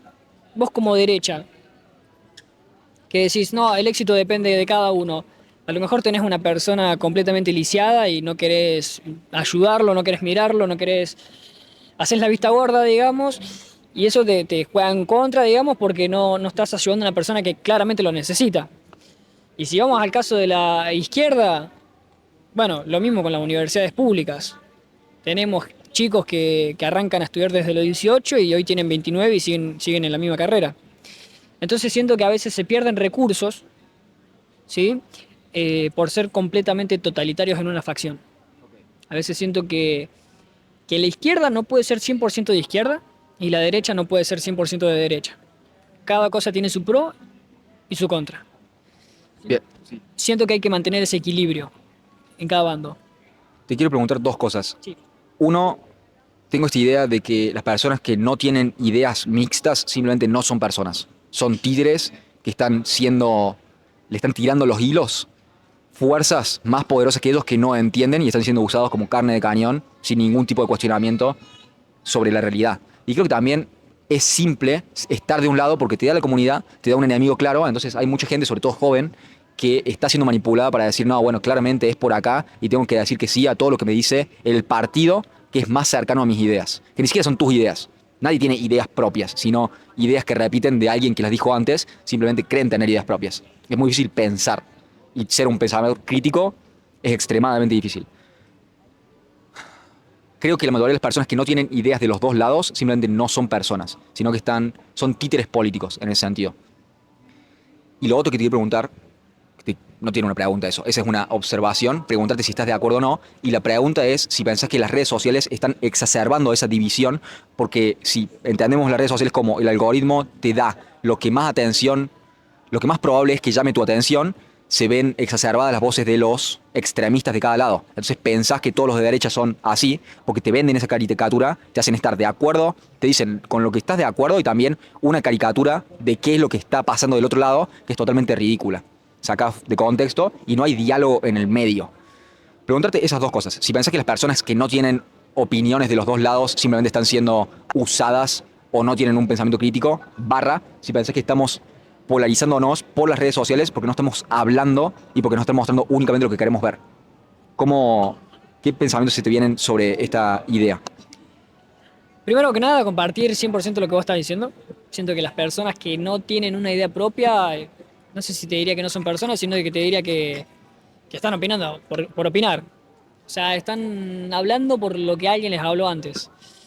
Entonces siento a veces que tenés que tener tu mirada por ambos partidos, por ambas ideologías. En este caso son ideologías. Siento que tener una mirada en cada ideología te hace estar mejor parado y te hace entender mejor la realidad que vive cada persona. Y volviendo al tema de las redes, siento que sí, que está muy polarizado. A veces el partido actual quiere transparentar todo y el partido contrario también.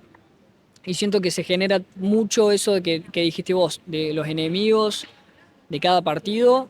Y siento que hoy en día las redes ayudan a generar fanatismo en cada partido. Y odio el fanatismo, la verdad que el fanatismo no llega a ningún lado, tanto en la política como en cualquier facción, en el fútbol. No puedes, esta teoría la escuché del padre de un amigo. Uno no puede ser 100% fanático en todo o en algo porque vas a ser un ciego de otras respuestas. Creo que caemos en el mismo punto. A eso iba con la idea de dejar de ser una persona porque dejar de ser un individuo. Es mi intuición de que en ese acto estás entregando tu poder crítico y tu individualidad a tu percepción o tu identidad grupal. Yo soy parte de esto más grande. Entonces tengo que pensar todo lo que me diga el líder de este movimiento más grande para ser parte de este grupo. Si no soy parte de este grupo, ¿quién soy yo? No tenés una idea o una concepción de individuo dentro de sí mismos. Entregaron esa responsabilidad individual de ser una persona, de entender cómo funciona el mundo a un propagandista, que suelen ser los líderes de los partidos. Por favor. Y ahí volvemos a la teoría de la manada. Nuestro miedo primitivo más fuerte es no pertenecer a una manada. Antes, cuando éramos primitivos, que éramos cavernícolas, si no pertenecías a una manada, a una tribu, y te corrían, el exilio era lo peor, porque era generalmente la muerte. Entonces ese miedo es un miedo primitivo que hoy tenemos. Y no pertenecer a un grupo es algo que nos genera muchísimo estrés. Cuando vemos que algo tiene mucha popularidad o que tiene mucha gente que opina de eso y que opina a favor de eso, automáticamente uno quiere participar. Hasta con cosas pavas, a lo mejor nosotros tenemos una postura de algo X, por ejemplo, no sé, a lo mejor digo, no, la canción de Feliz Cumpleaños no me gusta, un ejemplo tonto. Y vamos a ver que mucha gente dice que le gusta, entonces ya ahí nos replanteamos. antes de dar nuestra respuesta nos replanteamos y decimos, che, a lo mejor sí me gusta la canción de Feliz Cumpleaños. Y siento que eso pasa en todo. Así que te devuelvo el micrófono. Súper bien, boludo. Estaba pensando sobre... Estoy totalmente de acuerdo en términos de este miedo a no ser parte de la manada. No sé de dónde saqué esto, habría que volver a chequearlo, pero escuché una vez que las personas tienen más miedo a hablar en público que a la muerte. Y creo que estamos codificados para ver esa amenaza de quedar mal o de hacer el ridículo o de verte tonto frente al público, porque lo igualamos con la muerte. Y de hecho, si tenés la experiencia de vender puerta por puerta o de salir a vender y de exponerte al rechazo, lo que tiene esa terapia de exposición gradual es que te das cuenta de que no morís. Tocas una puerta, le decís, che, tengo sándwich de miga que estoy vendiendo. ¿Querés comprar? No. Ok. Ya se me fue un poquito la vergüenza, porque ya probé, ya me dijeron que no. Eso es lo peor que podía pasar. Sigo vivo. Entonces aprendes sobre eso. Pero también creo que la gran mayoría de las personas, volviendo al mismo punto, se basan y se comportan de acuerdo al miedo que tienen de no ser aceptados o a percibir el valor que el grupo les dice que algo tiene, más que por la vehemencia que tengan sobre lo que ellos creen que es correcto. Entonces, pasándolo limpio, creo que la mayoría de las personas buscan la seguridad más que la aventura o la libertad de encontrar su camino y de encontrarse a sí mismos, de encontrar su individualidad, sino que van por la vida rebotando sobre ideas que alguien más ya hizo y por ese camino que ya está trazado. Y no digo que, no estoy tratando de tirarle bosta a la gente que va a la universidad o que tiene un empleo, como si ese es tu camino y sos feliz haciendo eso, bien ahí. Pero al mismo tiempo, ¿en qué sos distinto? Porque si no sos distinto en absolutamente nada, quizás estás perdiendo la aventura de saber quién sos, de qué te hace una persona única e individual. Y estás entregando eso a percibir el valor a través de los ojos de otras personas. ¿Cómo te cae este cuestionamiento y preguntarte sobre si ha sido tu observación en tu experiencia de vida que la mayoría de las personas se comporta a través de la seguridad más que a través de la libertad o la aventura que podés llegar a tener al descubrirte a vos mismo? ¿Cómo lo ves? Primero, hermoso lo que acabas de decir. La verdad que es una teoría y una vista a la sociedad muy, te diría que acertada. Me la juego y te digo que acertada. Hay que tener audacia. No, la verdad que me parece algo muy increíble. Comparto al 100% que vos. Y para mí es tal cual lo que decís. Mucha gente se pierde esa aventura de encontrarse uno mismo por hacer lo que otros le dicen y por hacer lo que otros hacen. Es como nadar en el mismo río que otros peces. Y por eso la mayoría, vamos a volver al tema del título de las carreras. Por eso hay facultades o carreras más populares que otras. Y por eso no muchos terminan esa carrera. Por eso psicología hoy está plagado de estudiantes. Y a veces siento que esos mismos estudiantes no la estudian porque ellos quieren, sino que la estudian porque otros lo hacen. Lo mismo pasó con analista en sistema, que en su momento, bueno, sigue siendo un boom. Todos querían ser analista en sistema, todos querían ganar plata y terminaban 3 o 4 recibiéndose del título. Y al principio eran carreras que estaban explotadísimas y yo siento que es justamente por eso, de sentirse partícipe de la manada y de estar en su zona de confort, de estudiar o hacer algo que ellos creen que les van a dar un buen resultado. Y en la mayoría de veces no, o quizás no, o no les da el resultado soñado. Te quiero preguntar sobre eso, sobre esta preconcepción que hay, presumo, de nuestros padres, de estas instituciones o de este camino de vida que a ellos les funcionó, que es, vas a la universidad. A mi entender, el contrato social dentro de la universidad es, vas a la universidad para educarte, para convertirte en el mejor de los casos y sobre todo en el caso de las humanidades, en un pensador crítico o en una persona que es profesional en lo que hace y al mismo tiempo, y no menor, creo que esto es, sobre todo en los últimos años, más importante del mensaje, que es, una vez que tengas un título, vas a poder acceder a un trabajo que te va a pagar lo suficiente para tener un modo de vida decente. Y esa fue la concepción por muchos años. A mi entender, eso está tambaleando cada vez más porque justamente tenemos un exceso de profesionales y una carencia de oficios, que te lo dicen todo el tiempo, ¿viste? Como si conseguís un plomero o un gasista que te trabaje bien, no lo dejes ir por nada del mundo y puede cobrar lo que sea porque ¿qué dirías? Es confiable en su trabajo. Creo que en ese sentido se están rompiendo incentivos que antes estaban en lugar para profesionalizarse y para tener un mejor estilo de vida. Te quiero preguntar sobre tu observación, me dijiste que tenés 23 años, sobre tu camada o sobre las personas, vamos a decir, entre 30 para abajo, si pensás que se está rompiendo, si ves que hay más personas saliendo de ese camino o simplemente, sí, saliendo de ese camino o lo están haciendo con cada vez menos seguridad de que es lo correcto. ¿Cómo pensás que estamos como sociedad, los jóvenes, hoy parados ante esta idea de que ir a la universidad te va a dar mejores resultados que hacer algo por tu cuenta? Mira, siento que ese pensamiento de ir a la universidad porque te va a dar buenos resultados viene de algo antaño, porque antes no todos tenían la posibilidad de irse a estudiar. Entonces un abogado era un abogado, un doctor era un doctor. Hoy en día, como decís vos, abogados hay para hacer dulce. Levantas una piedra y hay un psicólogo. Y esto es una frase que me la dijo un amigo también, que en el futuro se le va a pagar más al plomero que te destape el caño que al abogado que te resuelve un caso. Hoy en día se le está dando demasiada importancia al título universitario y se está olvidando el valor que tiene uno como persona.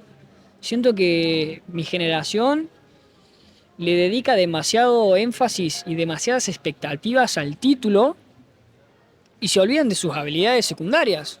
Siento que salen con el título y ya creen o esperan que el título les va a dar todo. Como que listo, tengo el título de arquitecto, ahora me cae el laburo, ahora me convierto en me olvidé el nombre del arquitecto este que hizo la Sagrada Familia. Pero bueno, siento que a veces le dan demasiado énfasis en lo que es el título y se olvidan completamente de las habilidades que le van a ayudar a conseguir ese trabajo. Gaudí.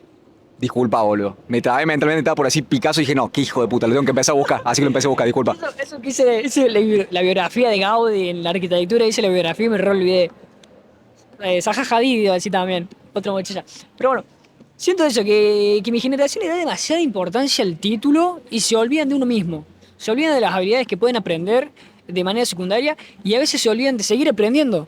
Siento que a veces consiguen el título y listo. Se quedaron acá, este es tu techo, este es el título, listo, no aprendo nunca más nada porque yo ya terminé, hice los 5 años de secundario, los 6 años de secundario, perdón, hice los 5 años del terciario, hice la tesis, listo, no toco nunca más un libro. Y siento que se olvidan de todos esos conocimientos, siento que se olvidan otras habilidades que pueden aprender y se estancan en esas cosas de la vida.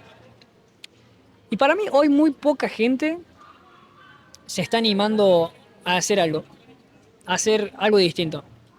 Y entiendo que es muy difícil, porque vos cuando haces algo distinto, salís de esa manada, salís de esa comodidad y al mismo tiempo te enfrentás a personas que te quieren traer de vuelta. A lo mejor te ha pasado, haces este podcast y ha venido alguien que te ha dicho, no, buscate un laburo. No, anda a estudiar, anda a estudiar. No, pero con estas boludeces no vas a hacer nada. Y a mí me ha pasado muchas veces. Entonces es algo muy complicado de salir de esa zona de confort y mucho más complicado alcanzar ese éxito a través de salir de esa zona de confort. Pero siento que es el mejor camino que uno puede recorrer. Porque es una experiencia completamente nueva, completamente única y no hay peor dolor que el arrepentimiento. Sí. ¿Qué te puedo decir sobre eso? Se me vino a la cabeza esta idea de te vas a arrepentir de, sea lo que sea que hagas, te vas a arrepentir de no haber hecho lo que no hiciste. Entonces, tenés la chance, esto es lo lindo igual, si tomás responsabilidad personal sobre tu vida y en el mejor de los casos más adelante sobre las repercusiones que tienen tus decisiones sobre los demás, pero al mismo tiempo, si empezás por tu responsabilidad personal, si tomas eso, podés elegir tu propio arrepentimiento. Entonces, te vas a arrepentir bajo tus términos y vas a elegir tus sacrificios voluntariamente. Creo que de eso va también un poco la idea de la cruz, del sacrificio voluntariamente aceptado. Creo que también el trabajo, de alguna manera, es un sacrificio. Mi entendimiento del sacrificio es la contrapartida de una elección. Si vos elegís estar acá ahora prestándome atención a mí, eso significa que no le estás prestando atención a ninguna otra persona de cualquier infinidad de potenciales chances que tenías de hacer cualquier otra cosa y de prestarle atención a cualquier otra cosa. Entonces es una elección consciente, en el mejor de los casos es consciente y es voluntaria, sabiendo que no estás pudiendo avanzar con tus ventas, ver el capítulo de Netflix que te quedaba, lo que sea que podrías estar haciendo. Creo que si lo aceptas voluntariamente, no tenés chances de resentirte contra Dios, el universo, la sociedad, porque vos elegiste este camino. Pero si te dejas llevar por lo que te dicen que deberías hacer y lo haces con la idea que después te podés quejar porque no te salieron bien las cosas, eso te va a causar resentimiento contra la vida, pero, ¿sabes? De alguna u otra manera creo que al final vas a terminar sabiendo de que te mentiste y te traicionaste por nada. Ese es un error. Ahora, no significa que no vas a estar arrepentido. Creo que, no sé, boludo, me hubiera encantado ser beisbolista profesional. ¿Beisbolista? Yo, ¿Beisbolista? beisbolista. Ah, Yo jugué el beisbolista. béisbol por 11 años. Sí, ¿En serio? por 11 años, boludo. Jugué el mundial, toda la gilada. Sí, boludo. Entonces, Copado. tuve esa experiencia jugando al béisbol. Me hubiera encantado ser profesional, pero al mismo tiempo, si hubiera elegido ese camino, probablemente no hubiera sido tan exitoso en ese camino o no hubiera podido explorar esto, que también no lo hemos hablado tanto afuera de cámara, pero la idea de tener muchos intereses y de poder aprender de todo esto si tenés el tiempo y la capacidad de hacerlo. Si estás abocado 100% a ser un beisbolista, no tenés chance de estar estudiando economía un sábado a la noche. No, monstruo, estás trabajando, estás entrenando todo el tiempo, estás durmiendo, estás comiendo. Entonces, si vas a dedicar todo a un camino de vida, debería ser uno que te convenza realmente.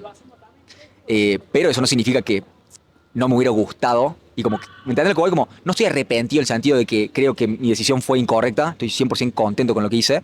Pero al mismo tiempo, conscientemente decidí sacrificarlo. Creo que esa es la clave. Hacerlo voluntariamente. En pos de no resentirte. ¿Cómo suena esta proposición de que si tomas esa responsabilidad, de si entendés de que la vida y la vida es un resultado de lo que te tira la vida, barra tus acciones, si te responsabilizas de tus acciones, es menos probable que estés resentido contra la vida y contra vos mismo. ¿Cómo te cae esa proposición? Al pelo. Me cae increíble, la verdad. Y es muy acertada también, te digo, que uno cuando elige su camino y está 100% predispuesto a cumplirlo, no hay arrepentimiento después. Y si fracasaste, a los años te vas a caer de risa. Te vas a caer de risa seguramente. Eh, y es todo muy lindo, digamos, elegir su propio camino e ir 100% a ello. Porque si después, como vos decís, si lo elegiste y por X motivo no lo fuiste a buscar, te va a caer el arrepentimiento, te va a caer el resentimiento a uno mismo, que encima es el último que llega, porque primero nos agarra resentimiento a todo lo externo que tengamos, a Dios, a la iglesia, al capitalismo, a Marx por inventar el socialismo. Empezamos a inventar un montón de excusas y terceros para darle todo el peso del resentimiento. Y yo siento que el resentimiento es algo muy feo, tanto personalmente, porque te deja en un hueco muy profundo. Ser resentido de la vida es algo que no se lo deseo a nadie, no lo he pasado, pero ser un resentido de la vida siento que es peor que estar completamente drogado todos los días. Porque drogado, por lo menos estás inconsciente. Ser resentido, estás consciente de que sos un resentido y eso a la larga te puede generar problemas como la depresión o el aislamiento o muchos problemas más heavies que en la vida diaria, digamos. Creo que es una forma de mentirte a vos mismo. Como el pro del resentimiento o del pensar que las otras personas son las culpables es que vos no tenés ninguna responsabilidad que tomar. La contra de eso es que estás bajando tu poder, porque le estás dando el poder y estás entregando el poder a lo que sea que pensás que te está deteniendo. Si vos decís, no, bueno, soy yo el que me está deteniendo, tenés la chance de corregir eso. Pero creo que, bueno, hay un pro y una contra. Y no es evidente que te vaya a ir mejor tomando responsabilidad. Creo que cualquier cosa en ese sentido es un acto de fe, porque no tenés la evidencia de que te vaya a ir bien. Pero al menos mi experiencia es que estoy más tranquilo conmigo mismo si sé lo que debería hacer, si sé que yo soy el responsable de que tan bien me vaya. Creo que es una, por más que no es 100% cierto y todo el resto está jugando el juego de la vida y toda la sociedad también quizás te meta una que otra traba, al menos es una forma más tranquila de vivir, el saber que yo tengo incidencia sobre mi vida. ¿Cómo te cae esa idea? Muy acertada. Che, qué muletilla, estoy diciendo muy acertada a cada rato. No, la verdad que sí. Levantarse todos los días y saber que tu camino y tu éxito depende 100% de vos y que la decisión que tomaste depende 100% de vos de llevarla a cabo, es algo que te deja muy tranquilo. Te deja muy tranquilo porque es como decís vos, te da el poder en tus manos, en tus pies, en tu cabeza. Y no mejor que la tranquilidad, en saber que se está disfrutando el proceso y que se tiene fe de un resultado soñado. Para mí no hay nada mejor que eso. Y también te genera ese poder, ese autocontrol, esa confianza, ese carácter, ese orgullo, digamos, de decir, voy por esto y yo soy el único responsable de llevarlo a cabo y de cumplirlo. Hermano, tengo la voluntad de prestarte la mayor cantidad de atención que me dé la cabeza para hacerlo, pero mi vejiga se está interponiendo. Así que te voy a preguntar si me concedes un pipí break antes de retomar y poder cerrar esta conversación. ¿Cómo te va? ¿Me parece bien? ¿2 minutos? Sí, mira la botellita. Excelente, bien ahí.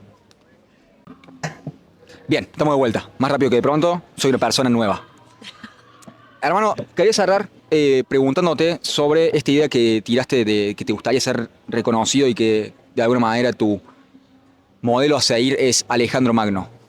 ¿Es porque era bisexual? No, mentira, mentira, mentira. Es porque Vamos a se a volver. la madre. Vamos de vuelta.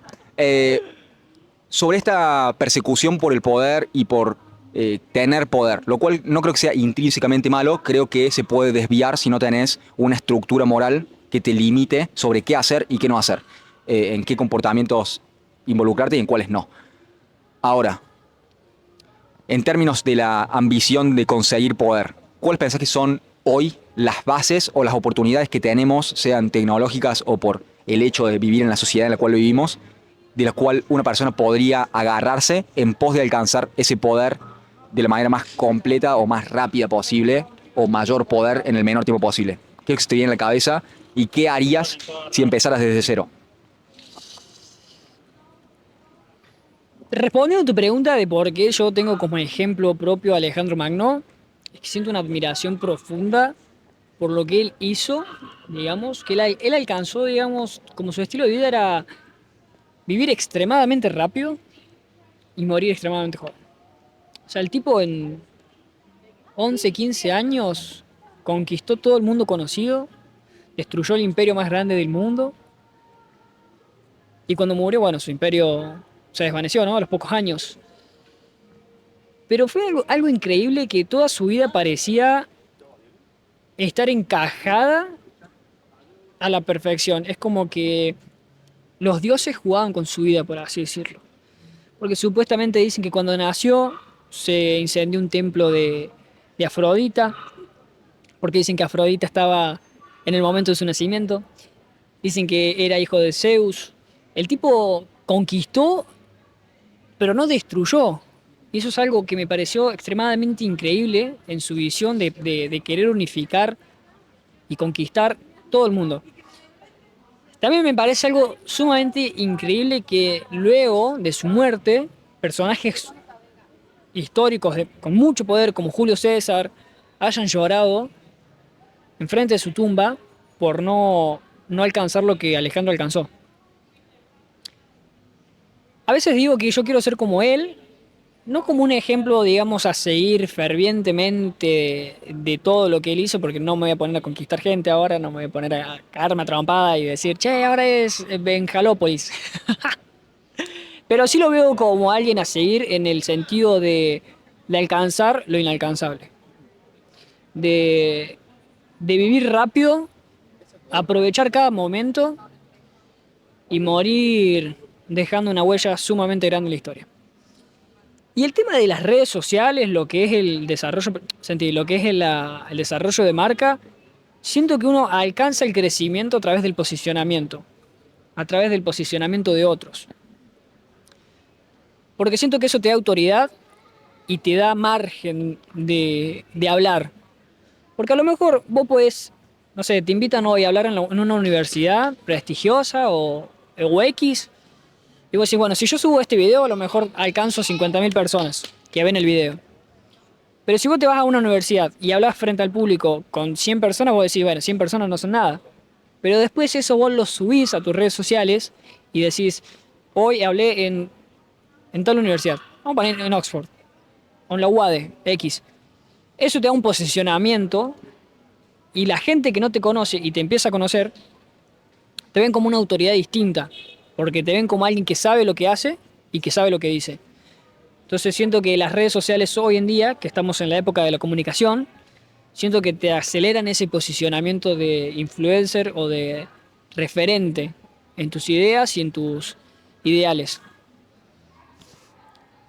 ¿Pensás que principalmente como que hay una moneda ahí, que es la atención, que no se le está dando suficiente atención, valga la redundancia, o como pensás que no se está hablando lo suficiente de la oportunidad que tenemos nosotros teniendo celulares y una cámara dentro del celular para filmarnos y también como que no tenemos la restricción de tener que ir a la tele para que nos puedan grabar en pos de salir en los celulares de las personas, simplemente podemos hablar?